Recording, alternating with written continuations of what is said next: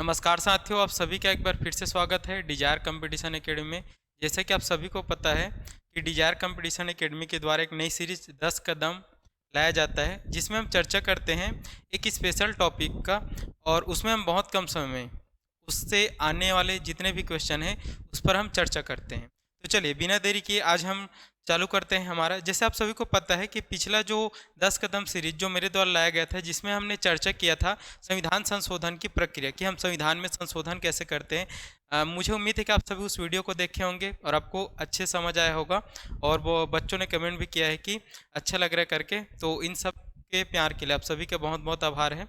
तो मैंने आपको बोला था कि दूसरा पार्ट में और लाऊंगा, जिसमें हम चर्चा करेंगे संविधान संशोधन के प्रकार, कि संविधान संशोधन कितने प्रकार के होते हैं और उसके लिए हमको कौन सा बहुमत चाहिए होता है। तो आज हम उसी के अंतर्गत देखेंगे इस संविधान संशोधन प्रक्रिया का दूसरा भाग, संविधान संशोधन के प्रकार। ठीक है, तो ये संविधान के प्रकार लिखा है, इसको आप कर लेंगे संविधान संशोधन के प्रकार। चलिए तो देखते हैं आज का हमारा जो टॉपिक है वो है कि संविधान में संशोधन। आप सभी को पता है कि एक आर्टिकल है 368, उसके द्वारा हम संविधान में संशोधन करते हैं। ठीक है, अब प्रक्रिया हम पढ़ चुके हैं।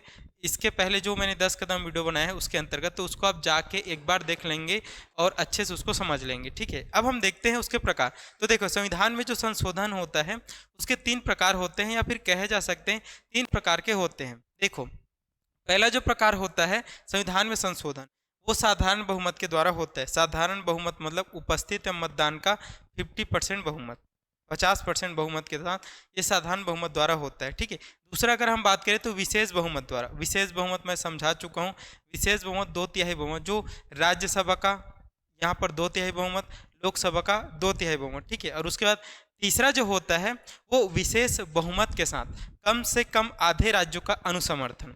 तो ये 3 प्रकार के यहाँ पर संविधान संशोधन होता है, एक साधारण बहुमत के द्वारा, दूसरा विशेष बहुमत के द्वारा, और तीसरा विशेष बहुमत के साथ कम से कम आधे राज्यों का अनुसमर्थन वाला संविधान संशोधन। चलिए अब हम समझते हैं कि ये कैसे साधारण बहुमत के द्वारा होता है और कैसे विशेष बहुमत और कैसे विशेष का भी विशेष बहुमत के द्वारा होता है, ये हमको समझना है। देखो, जब हम हमारे भारतीय संविधान की विशेषता हम पढ़ते हैं तो उसमें हम ये पढ़ते हैं कि ये कठोर के साथ साथ लचीला भी है।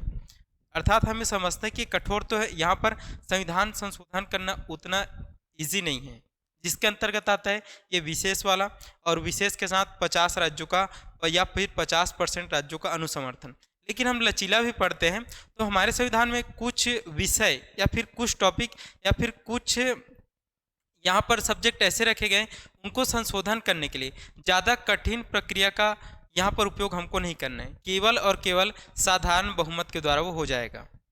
तो इसको हम बोलते हैं साधारण बहुमत वाला यहाँ पर संविधान संशोधन। इसके लिए संविधान में किसी भी प्रकार के संशोधन करने की जरूरत नहीं है। हाँ, लेकिन आपको ये समझना है कि इसके द्वारा भी संविधान में कुछ चीज़ों को हम चेंज करते हैं, लेकिन उसके लिए विशेष संशोधन की जरूरत नहीं होती, वो हो जाता है साधारण बहुमत के द्वारा। तो चलिए इसको हम चर्चा करते हैं। मैंने यहाँ पर लिख दिया है कि यह आर्टिकल 368 के दायरे से बाहर है। देखो, यह जो साधारण बहुमत के द्वारा जो हम संशोधन करते हैं वो आर्टिकल 368 के दायरे से बाहर है, क्योंकि 368 में हम विशेष बहुमत और विशेष के साथ 50% राज्यों का अनुसमर्थन वाला पढ़ते हैं, तो ये उसके अंतर्गत नहीं आता है। लेकिन इसके द्वारा भी, इनके दायरे से जो बाहर है उसके द्वारा भी संविधान में संशोधन किया जाता है। अब कुछ टॉपिक आप पढ़ेंगे तो आपको समझ आएगा। जैसे यहाँ पर मैंने लिख दिया है कि नए राज्यों का जब हम प्रवेश करेंगे, नए राज्यों को जब हम प्रवेश करते हैं, आर्टिकल 2, जैसे विदेशी भूमि को अगर हम जीतते हैं और उसके द्वारा कोई नया राज्य बनाते हैं, तो उसके लिए हमको विशेष संशोधन करने की जरूरत नहीं संविधान में, केवल साधारण बहुमत के द्वारा हो जाएगा। जो प्रक्रिया बताई गई कहाँ पे, आर्टिकल 2 में बताई गई है, जिसमें भाग 1 के अंतर्गत आता है आर्टिकल नंबर 2, कि अगर हमारे यहाँ नए राज्यों का प्रवेश हो रहा है तो उसके लिए विशेष बहुमत की कोई जरूरत नहीं, साधारण बहुमत से हो जाए। दूसरा, अगर हम बात करें राज्यों का पुनर्गठन, जैसे हम सभी जानते हैं कि शुरुआत में जब भारत आज़ाद हुआ था और उसके बाद जब पुनर्गठन किया गया था 1956 में, तो 14 राज्य थे और यहाँ पर केंद्र शासित प्रदेश है, लेकिन वर्तमान में 28 राज्य हो चुके हैं। तो इन राज्यों को हमने पुनर्गठन किया है, किसी का नाम को चेंज किया है, किसी की सीमा में परिवर्तन किया है। तो इस प्रकार से अगर राज्यों का हमको पुनर्गठन करना है जो आर्टिकल 3 के तहत होता है, उसके लिए भी हमको यहाँ पर विशेष बहुमत की जरूरत नहीं, वो साधारण बहुमत के द्वारा होता है। जैसे अगर हम छत्तीसगढ़ का पढ़ें तो छत्तीसगढ़ हमारे देश का 26वां राज्य है, लेकिन आप कभी भी ये नहीं पढ़ते हो कि छत्तीसगढ़ राज्य को बनाने के लिए हमने इतने नंबर का संविधान संशोधन किया है।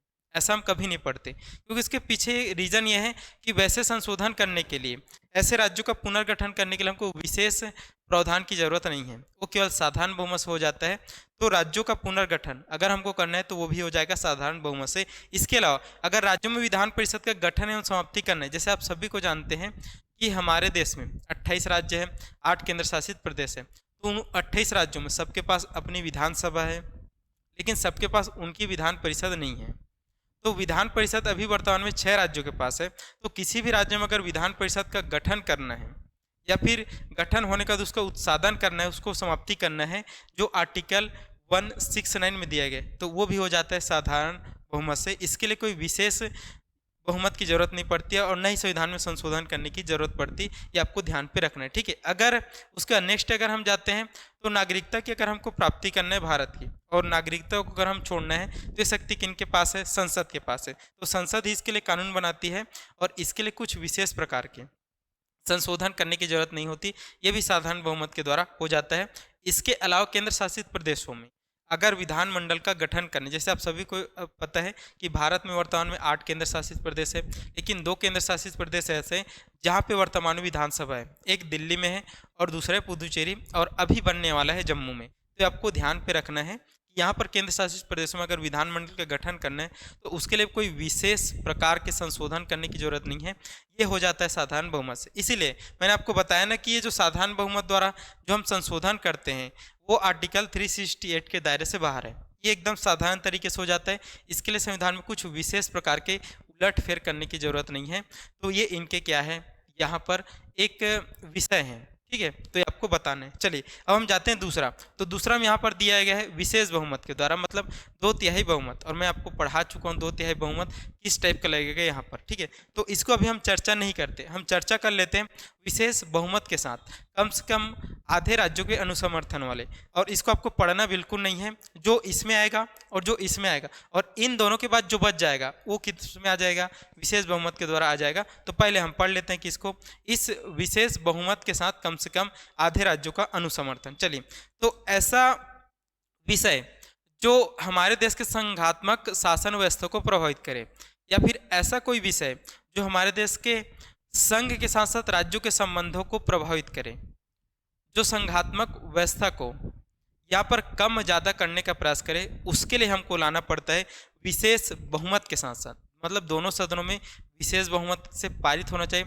उसके साथ साथ अगर वो दोनों सदनों से विशेष बहुमत से पारित भी हो गया तो उसको भारत के पूरे 28 राज्यों के यहाँ पर विधानमंडल में भेजा जाता है, और कम से कम 28 राज्यों के कम से कम आधे राज्य, मतलब 50%, 28 में से 14 राज्य अगर उनको समर्थन देंगे तभी वो संविधान संशोधन की जो प्रक्रिया है वो पूर्ण हो पाएगी। आपको ध्यान पे रखना है। जैसे हमने एक बिल लाया था जीएसटी, आप सभी जानते हो कि जीएसटी हमने 2017 में लागू किया है, तो जीएसटी के लिए हमने संशोधन किया, और जो जीएसटी वाला जो बिल था वो यही संघात्मक व्यवस्था को प्रभावित कर रहा था, क्योंकि जीएसटी राज्यों के साथ साथ केंद्र में भी लगता है ना, केंद्र का भी है, तो उससे संघात्मक शासन व्यवस्था प्रभावित हो रही थी। तो उसको हमने पहले दोनों सदनों से पारित कराया 2/3 बहुमत से, अर्थात विशेष बहुमत। फिर हमने उसको आधे राज्यों में, मतलब पूरे राज्यों में भेजा, और पूरे राज्यों में जब भेजा तो कम से कम आधे राज्यों ने उसका समर्थन किया, तब वो जाके बिल पास हो पाया। अगर आधे राज्य समर्थन नहीं करते, 50% राज्य भारत के अगर समर्थन नहीं करते,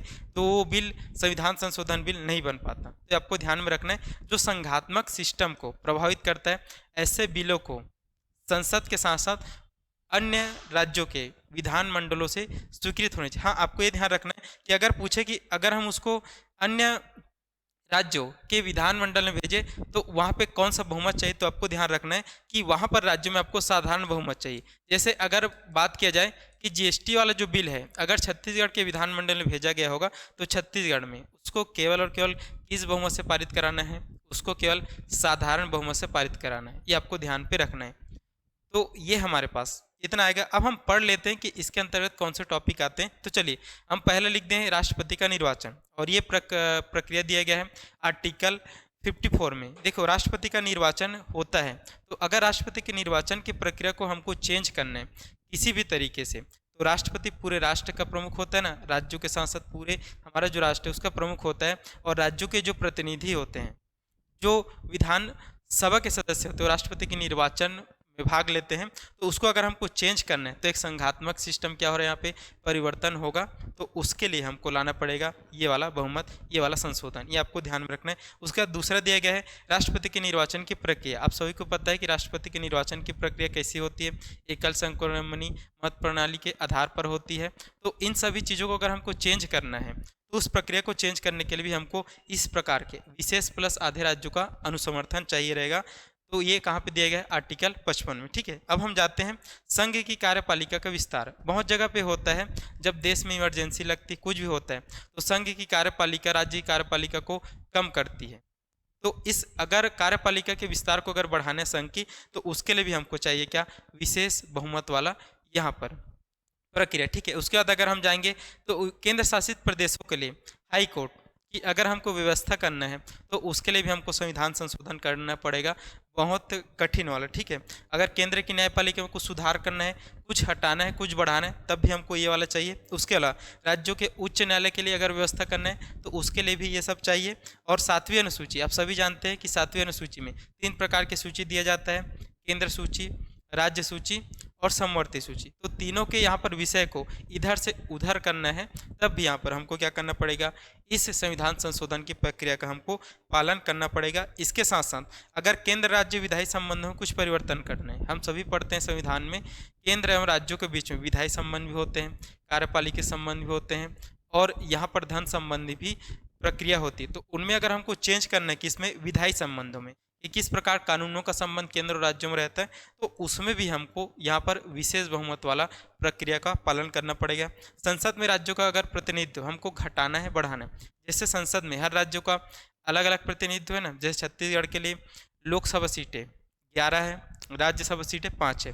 तो इसमें अगर कम ज़्यादा करना है, प्रतिनिधित्व को बढ़ाना है या घटाना है, तो उसके लिए भी हमको क्या लाना पड़ेगा, इस टाइप के संशोधन विधेयक लाने पड़ेंगे, विशेष प्लस यहाँ पर आधे राज्यों का अनुसमर्थन। और यहाँ पर स्वयं 10वां बात को आपको ध्यान रखना है, हम संविधान में संशोधन करते हैं आर्टिकल 368 की प्रक्रिया के द्वारा, जिसमें इसको दोनों सदनों से 2/3 बहुमत से पास कराना पड़ता है अलग अलग, फिर राष्ट्रपति के साइन के लिए जाता है और राष्ट्रपति इस पर बाध्य है। तो अगर इस प्रक्रिया को भी अगर हमको चेंज करना है, स्वयं 368 की प्रक्रिया को हमको चेंज करना है कि नहीं अब संविधान संशोधन इस टाइप का होगा, इस टाइप से हम करेंगे, तब भी इस विशेष बहुमत प्लस आधे राज्यों का हमको अनुसमर्थन लेना पड़ेगा। तो ये हमारे पास आता है कि संविधान संशोधन के प्रकार 3 प्रकार के होते हैं। एक साधारण बहुमत के द्वारा जो 368 की प्रक्रिया के दायरे से बाहर है, दूसरा होता है विशेष बहुमत, और तीसरा होता है विशेष बहुमत के साथ कम से कम आधे राज्यों का अनुसमर्थन। तो चलिए तीसरा वाला आपको केवल थोड़ा सा पढ़ना है कि जो भी साधारण विधेयक, जो भी साधारण बहुमत एवं विशेष बहुमत हम कम से कम आधे राज्यों के अनुसमर्थन को छोड़कर जितने भी अन्य सब्जेक्ट बच गए, जितने भी अन्य टॉपिक बच गए, तो वो आ जाते हैं विशेष बहुमत के साथ वाले इस संविधान संशोधन की प्रक्रिया में। चलिए, तो ये संविधान संशोधन के प्रकार हैं जो 3 प्रकार के होते हैं, साधारण बहुमत द्वारा, विशेष बहुमत द्वारा और विशेष बहुमत प्लस आधे राज्यों के समर्थन के द्वारा। तो आपको ध्यान में रखना है कि ये संघात्मक शासन व्यवस्था को अगर प्रभावित करे तो इस टाइप के हमको करना पड़ेगा। अगर इन दोनों के बाद जो बचता है तो विशेष बहुमत से होगा, और साधारण बहुमत से जितने भी मैंने बताया उसके द्वारा एकदम ईजी प्रोसेस से होगा। इसके लिए हमको कोई भी संविधान में संशोधन करने की ज़रूरत नहीं है, ये हमको ध्यान पे रखना है। हाँ, अगर ये वाला होगा तो कोई ना कोई क्रम से आपको देखना पड़ेगा। चलिए, तो ये हमारे द्वारा 10 कदम संविधान संशोधन की प्रक्रिया का दूसरा भाग था, संविधान संशोधन के प्रकार। तो आप सभी इसको देखेंगे और जो भी दिक्कत है तो आप कमेंट बॉक्स में कमेंट करके पूछ सकते हैं कि यहाँ पे समझ नहीं आ रहा है, वहाँ पे समझ नहीं आ रहा है, तो इस पर आप देखेंगे। और आप सभी को बहुत बहुत धन्यवाद और जुड़े रहेंगे डिजायर कंपटीशन एकेडमी के साथ।